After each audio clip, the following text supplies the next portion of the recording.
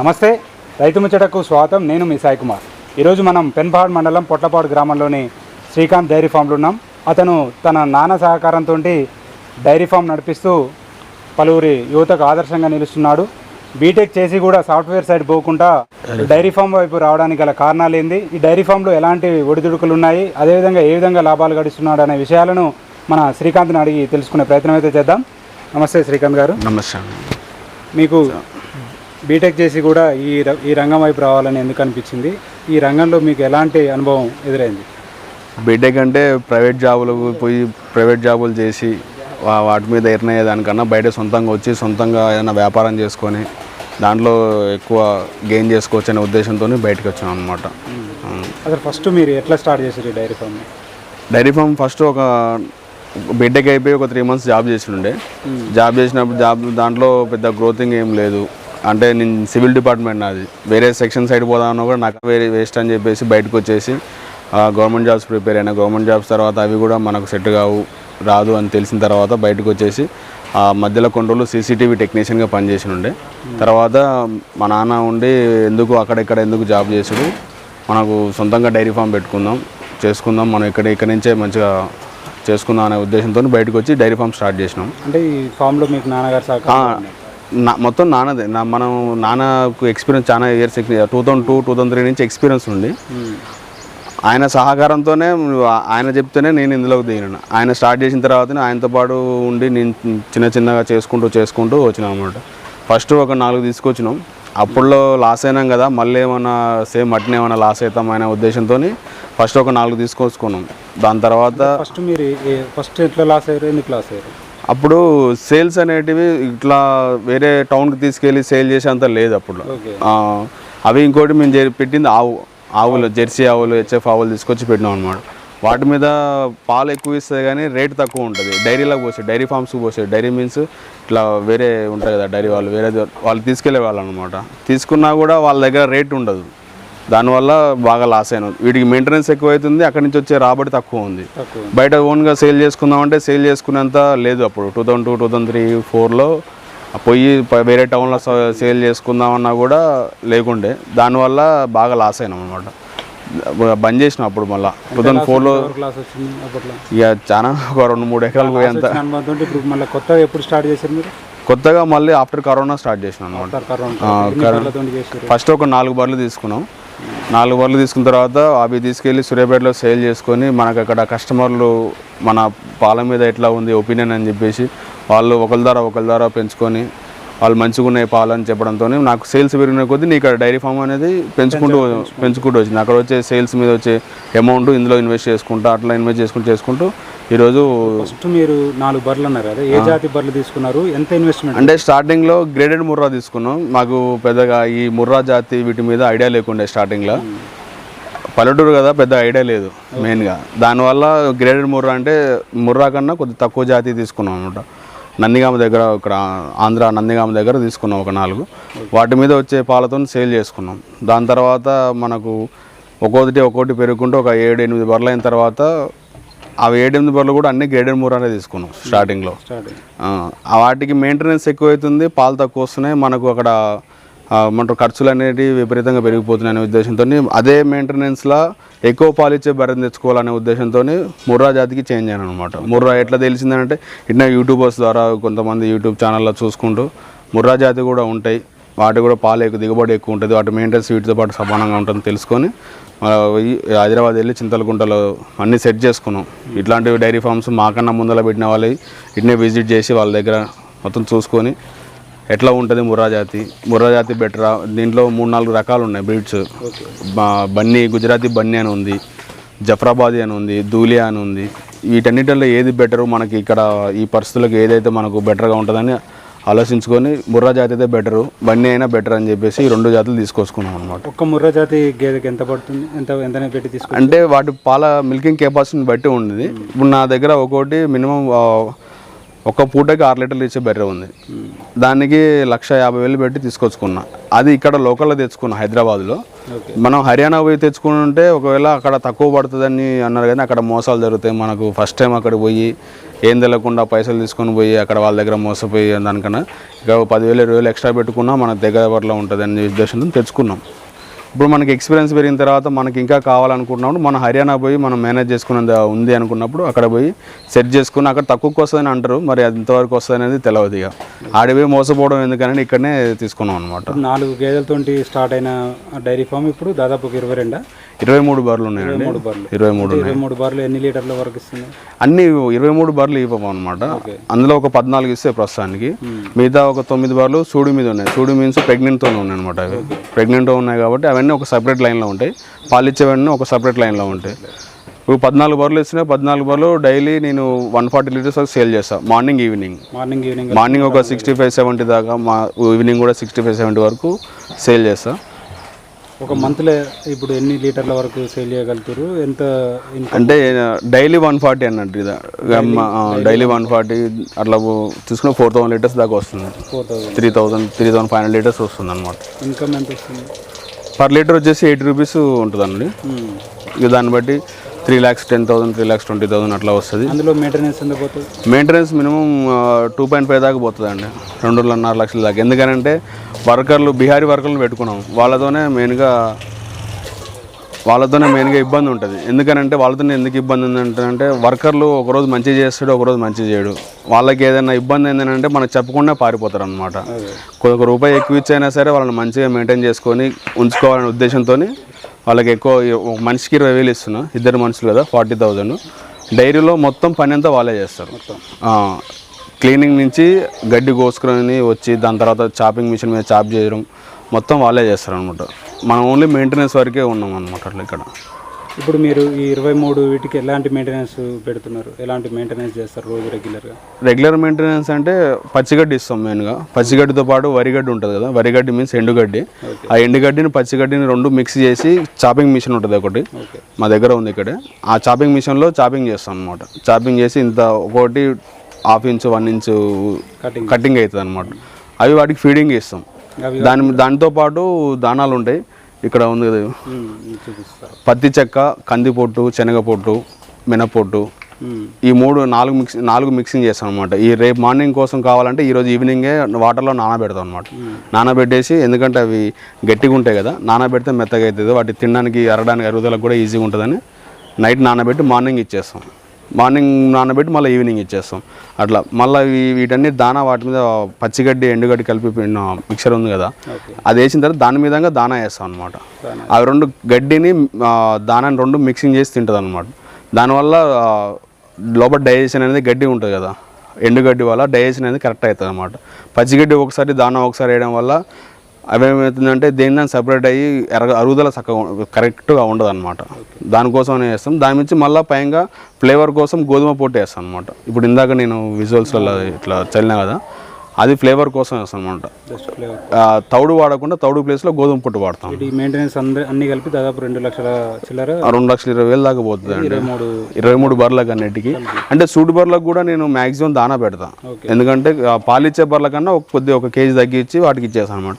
మనం ఇప్పటి నుంచే వాటిని కరెక్ట్గా మెయింటైన్ చేస్తే, ఇప్పుడు ఎట్లా సూడి మీద ఉందో దానికి ఎందుకు పెట్టడం దండగా అనుకుంటే, దాని నుంచి వచ్చే ఆ పుట్టబోయే అది ఉంటుంది దూడ, ఆ దూడకి ఇబ్బంది అవుతుంటుంది అనమాట. మనం ఇప్పుడు కరెక్ట్ ఫీడింగ్ ఇస్తేనే కదా తర్వాత వచ్చి దాని నుంచి మళ్ళీ అది రీప్రొడక్షన్కి వచ్చిన తర్వాత కరెక్ట్ మిల్కింగ్ ఇస్తుంది. తల్లి ఎంత మిల్కింగ్ ఇస్తుందో అదంతా మిల్కింగ్ ఇవ్వాలంటే ఫస్ట్ ఇక్కడ నుంచే మనం వాటికి ఫీడింగ్ అని కరెక్ట్ ఇవ్వాలి. కొంతమంది ఏం చేస్తారని అంటే సూడి మీద ఉన్న బర్రెలకి ఎందుకు ఫీడింగ్ అవసరం, పాలు ఇవ్వట్లేదు అని చెప్పేసి ఫీడింగ్ తగ్గిస్తారు అనమాట. దానివల్ల కొద్దిగా మెయింటెనెన్స్ ఎక్కువ అవుతుంది, నాకు దానా ఖర్చు అనేది కొద్దిగా ఎక్కువ అవుతుంది సూడి బర్రెలకు కూడా ఇవ్వడం వల్ల. ఇప్పుడు దీనికి ఏమేమి జబ్బులు వస్తుంటాయి, ఎలాంటి మీరు మెడిసిన్ వాడుతుంటారు, మెయిన్గా సపోర్ట్ తీసుకుంటారా?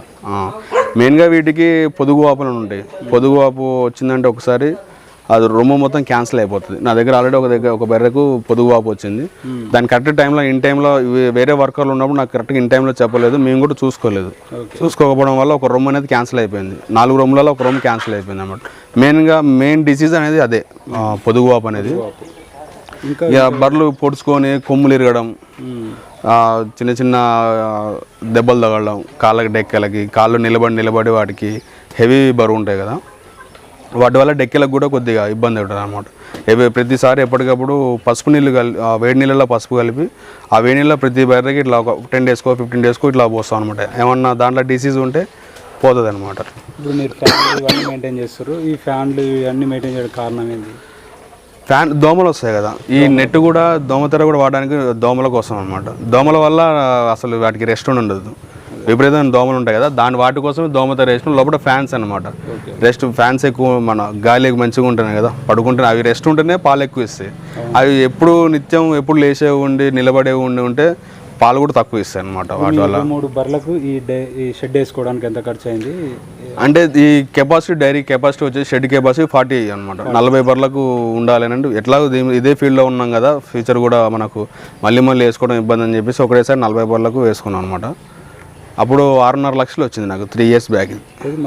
మొత్తం ఇది 6 గుంటలు ఉంటుంది మొత్తం భూమి. అంటే ఓపెన్ ప్లేస్ కూడా ఉంది కదా బయట. ఓన్లీ షెడ్ వరకు అయితే ఒక 3 గుంటలు ఉంటుంది అనమాట. ఓపెన్ ప్లేస్ ఒక 3 గుంటలు ఉంటుంది. షెడ్ వరకు ఒక 3 గుంటలలో మొత్తం చేయడానికి 6.5 లక్షలు అయింది. మొత్తం మట్టి పోసి క్రమంలో వేసారు ఒకటేసారి ఏమీ లేదు. మొత్తం సిస్టమ్ సెటప్ అంతా ఒకటేసారి రాలేదు, ఎట్ ఏ టైం పెట్టలేదు సెటప్. చాలా మంది ఏమనుకుంటారు అంటే ఇప్పుడు ఒకటేసారి బిగ్ అమౌంట్ పెట్టి చేసి నష్టపోవడం కన్నా మనకు అందులో వచ్చే అమౌంట్, మిల్క్ మీద వచ్చే అమౌంట్ ఎంత వస్తుంది దాంట్లో క్యాల్కులేట్ చేసుకుంటూ ఎంత మిగులుతుంది అనేది కొద్ది ఫస్ట్ షెడ్ వేసుకున్నా. షెడ్ తర్వాత చిన్నగా ఇవి అని ఫ్లోరింగ్, అంటే షెడ్ లోపల ఫ్లోరింగ్ ఫస్ట్ చేసినాం. బయట వేరే ఎక్స్ట్రా షెడ్ వేసుకోవడానికి చాపింగ్ మిషన్ కానీ, బయట రూమ్స్ కానీ, మిగతా ఏదైనా కూడా నేను చిన్న డెవలప్ చేసుకుంటూ వచ్చింది. అది ఒకటేసారి ఏం పెట్టలేదు. కానీ ఇప్పుడు బర్రెలు ఫామ్ పెట్టుకున్నందుకు కానీ ఏమైనా గవర్నమెంట్ నుంచి మీకు సపోర్ట్ అలాంటి గవర్నమెంట్ సబ్సిడీలు అనేది ఏం లేవండి అసలు గవర్నమెంట్ నుంచి. అంటే మాకు ఆ రూట్లో ఉన్నాయని కూడా తెలియదు వాస్తవానికి. ఇప్పటికి కూడా ఏమున్నాయి, సబ్సిడీలు వస్తాయా రావా అనేది కూడా తెలియదు. దానివల్ల మేము అటు సైడ్ పోలేదు. మెయిన్గా ఓన్ క్యాష్తోనే పెట్టుకున్నాం. బయట నుంచి అప్పు తీసుకొచ్చి పెడితే ఏంటంటే డైరీలో కూడా లాస్ అవుతాం. ఎందుకంటే బయట వడ్డీలు పెరిగిపోతుంటాయి. వాటి వల్ల మనం ఆ వడ్డీలు కట్టలేము, ఇటు అసలు కట్టలేము. దానివల్ల ఇట్లా మెయిన్గా దానివల్లనే లాస్ వచ్చేది అనమాట. ఇప్పుడు దాదాపు డైలీ 140 లీటర్స్ ఇస్తున్నాయి అంటున్నారు. ఈ 140 లీటర్స్ మీరు ఎక్కడ సేల్ చేస్తున్నారు? ఎట్లా? సూర్యాపేట టౌన్ కదా, సూర్యాపేట టౌన్లో ఓన్గా హోమ్ డెలివరీ చేస్తాను. నేనే వెళ్తా. మార్నింగ్ ఈవినింగ్ 2 times పోతా. మార్నింగ్ అమ్ముతా, ఈవినింగ్ పాలు ఈవినింగే అమ్ముతా. ఏ పూట పాలు ఆ పూటకే అమ్ముతాను అనమాట. ప్రతి ఒక్క ఇల్లు తిరుగుతాను అనమాట. మార్నింగ్ ఒక 100 ఉంటాయి, ఈవినింగ్ ఒక 100 ఉంటాయి హౌసెస్. ఇల్లు తిరిగి అమ్మేసి వస్తాను అనమాట. మీరు బీటెక్ చేసి రంగంలోకి వచ్చారు కదా, మీరు యువతకి ఇచ్చే సూచన ఏంటి? జాబ్ ఒకటే కాదు కదా మన లైఫ్లో ఉన్నది, వేరేదేంటి చాలా ఉన్నాయి సంపాదించుకోవడం కోసం. కాకపోతే బయట నుంచి వచ్చే రెస్పెక్ట్ అనేది మనం ఫస్ట్ స్టార్ట్ చేసినప్పుడు చాలా రకాలుగా అంటూ ఉంటారు. బీటెక్ చేసి నువ్వేందిరా ఇట్లా చేస్తున్నావు, నువ్వు ఇల్లు తిరిగి పాలు అమ్ముతున్నావు ఏంది, నువ్వు అంటే ఊర్లో ఎవరు చదువుకోనోడు ఇట్లా చేస్తే ఓకే, కానీ నువ్వు బీటెక్ చేసి ఇట్లా చేస్తే చాలామంది అన్నారు. అవన్నీ పట్టించుకుంటే మనం గెటిన్ అవునులేగా. దానికి ఎట్లా అయిందంటే ఓన్లీ జాబ్ ఒకటే కాదు కదా, చాలా ఉన్నాయి. ఇంకా డైరీ ఫార్మ్, పౌల్ట్రీ ఫార్మ్స్ అని ఉన్నాయి, వ్యవసాయ రంగంగా చాలా ఉన్నాయి. ఏదైనా చేసుకొని నువ్వు ఒకరి కింద బతికే దానికి బదులు నువ్వు సొంతంగా చేసుకొని వేరే వంతో మాట బదులు నువ్వు వానికి ఇప్పుడు 2-3 years అవుతుంది. ఫస్ట్ స్టార్టింగ్ పెట్టినప్పుడు చాలామంది చాలా రకాలుగా అన్నారు. ఈరోజు ఒక స్టేజ్కి వచ్చిన తర్వాత ఇట్లా ఉంది కదా, రెస్పెక్ట్ అనేది ఆటోమేటిక్గా అమౌంట్ డబ్బు అనేది పెరుగుతుంటే రెస్పెక్ట్ అనేది అదే వస్తుంది. ఇప్పుడు మీరు కొత్తగా ఈ డైరీ ఫామ్కి రావాలనుకున్న యువతకు కానీ వేరే వారికి కానీ మీరు ఇచ్చే సలహాలు ఏంటి? స్టడీ చేయండి ఫస్ట్ డైరీ గురించి మొత్తం ఏంది ఎట్లా ఏంది అనేది. వెంబటేసారి నేను ఇంటర్వ్యూ ఇచ్చిన కదా, శ్రీకాంత్ ఇట్లా చెప్పిండు అని చెప్పేసి ఇంత అమౌంట్ వస్తుంది అంత అమౌంట్ వస్తుంది అని చెప్పేసి డైరెక్ట్ దిగితే లాసే అవుతాం. ఫస్ట్ స్టార్ట్ చేయండి, స్టడీ చేయండి, ఏంది దాంట్లో ఉన్న వీక్ పాయింట్స్ ఏంటి, దాంట్లో ఉన్న గెయినింగ్ చేసుకునే గుడ్ పాయింట్స్ ఏంటి అని చెక్ చేసుకున్న తర్వాతనే దిగండి. దాంట్లో మెయిన్గా డైరీలో వచ్చే ప్రాబ్లం ఏంటంటే వర్కర్స్తో ఇబ్బంది ఉంటుంది. మనం చేసుకోగలుగుతాం అనే ఉద్దేశం ఉంటేనే పెట్టుకోవాలి. పూర్తిగా వర్కర్ల మీద డిపెండ్ అయ్యి చేస్తా అంటే మాత్రం ఖచ్చితంగా నువ్వు లాస్ అయ్యి ఉంటావు. వర్కర్లు ఏంటంటే ఒకరోజు నీ దగ్గర కరెక్ట్గా పని చేస్తుండవచ్చు, ఒకసారి పని చేయకపోతుండవచ్చు. నా దగ్గర నుంచే 2-3 పారిపోయారు వర్కర్లు. ఆ రోజు ఒక 3 days 4 days మేము మేనేజ్ చేసుకోగలిగినాం. నేను మా నాన్న ఇద్దరం. అంటే నాకు మీద బాగా అనుభవం ఉంది, నాన్నకైతే అనుభవం ఉంది కాబట్టి మొత్తం నానే పాలు పిండడం వరకు అయితే పూర్తిగా నానే చేసుకునేది. 3-4 days వర్కర్లు పారిపోయినప్పుడు అట్లా చేసుకొని మళ్ళీ వర్కర్లు దొరికేదాకా మనం సొంతంగా మెయింటైన్ చేసుకునేంత ఉంటేనే డైరీ ఫామ్లోకి దిగాలి. ప్లస్ నీకు ఏ జాతి బర్రె తెచ్చుకుంటే నీకు ఎక్కువ పాలు వస్తాయి. ఇంకోటి నీ సేల్స్ లేని దానికి నువ్వు వేస్ట్ తీసుకొని కూడా నువ్వు ఇక్కడ డైరీ ఫామ్ పెట్టుకొని నేను ఒక వేరే డైరీ వాళ్ళకు బల్క్గా అమ్ముతా అంటే నీకు వాడు అమౌంట్ ఇవ్వడు, కరెక్ట్ అమౌంట్ ఇవ్వడు. ప్రాపర్ అమౌంట్ రానప్పుడు నువ్వు పెట్టుకొని ఇక్కడ మెయింటెనెన్స్ ఎక్కువ అవుతుంది, అక్కడ వచ్చే ఇన్కమ్ అనేది తక్కువ అవుతుంది. అప్పుడు ఏం చేయాలంటే నువ్వు ఓన్గా సేలింగ్ ఐదర్ ఒక సెటర్ పెట్టుకోనైనా ఒక మిల్క్ సెంటర్ టైప్ పెట్టుకోనైనా లేదంటే నాలుగు ఇప్పుడు నేను అమ్ముతున్నా కదా హోమ్ డెలివరీ అట్లా అమ్ముకున్నా బెటర్ అన్నమాట. నువ్వు లేదు వేరే వాళ్ళకి పోస్తానంటే వేరే డైరీ ఫామ్లో పోస్తానంటే నువ్వే లాస్ అవుతావు అనమాట. ఫస్ట్ మెయిన్గా సేల్స్ కరెక్ట్గా చూసుకోవాలి. సేల్స్ లేని దానికి నువ్వు పెట్టుకొని వేస్ట్. ఒకటేసారి 20 బర్రెలు తీసుకొచ్చి పెడతాను నేను, ఒకటేసారి పెద్ద సెటర్ ఓపెన్ చేసి మిల్క్ సెంటర్ పెడతా అంటే ఒకటేసారి 20 బర్రెలు అంటే ఒక్కో బర్రె మినిమం 5 లీటర్స్ వేసుకున్నా మార్నింగ్ ఒక 100 లీటర్స్ ఈవినింగ్ ఒక 200 లీటర్స్ నువ్వు అక్కడ సేల్ కొత్త దాంట్లో సేల్ అవ్వవు కదా. నీకు పేరు వచ్చిన తర్వాతనే మొత్తం సేల్ అవుతావు అనమాట. అట్లా పెట్టుకోవద్దు, చిన్నగా స్టార్ట్ చేయాలి. చిన్నగా స్టార్ట్ చేసి ఫస్ట్ స్టార్ట్ చేసి కూడా దాంట్లో ఉండే ఇబ్బందులు ఏంటనే కరెక్ట్గా తెలుసుకోగలగాలి. తెలుసుకున్న తర్వాతనే స్టార్ట్ చేయమని చెప్తాను. బర్రెలకు వచ్చే డిసీజ్ ఏంటి, దానికి ఎలాంటి మెడిసిన్ వాడుతున్నారు?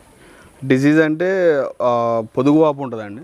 పొదుగు వాపుకి సంబంధించిన మెడిసిన్ కన్సల్ట్ డాక్టర్ ఉంటారు, మాకు వెటర్నరీ డాక్టర్ ఉంటారు ఇక్కడ.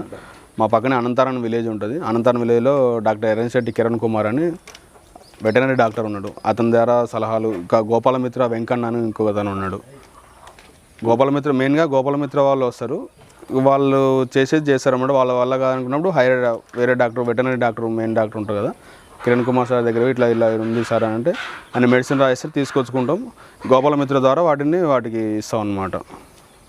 మెడిసిన్ అనేది కరెక్ట్గా మెయింటైన్ చేసుకోవాలి ఖచ్చితంగా. మెడిసిన్ మెయింటెనెన్స్ లేకపోతే ఇబ్బంది పడతాం మనం. ఇది ఒక్క బర్రె పోయిందనంటే 1,50,000 పోయినట్టే. ఒక్క బర్రె చనిపోయిందనంటే 1,50,000 పోయినట్టే. ఇప్పుడు నా దగ్గర ఒక బర్రెకు పొదుగు వాపు వచ్చి ఒక రొమ్ము పోయింది. ఇంతకుముందు 6.5-7 లీటర్స్ ఇచ్చేది. ఆ రొమ్ము పోవడం వల్ల 1.5 లీటర్ తగ్గింది. ఇప్పుడు దీంట్లో వచ్చిన పాలు మిగతా 3 లీటర్ల అంతా రావు కదా, దానికే ఉంటుంది. కాబట్టి మెయిన్గా పొదుగు వాపు రాకుండా చూసుకోవాలి. వాటికి పొదుగు వాపే మెయిన్గా ఇందులో ఉంటాయి.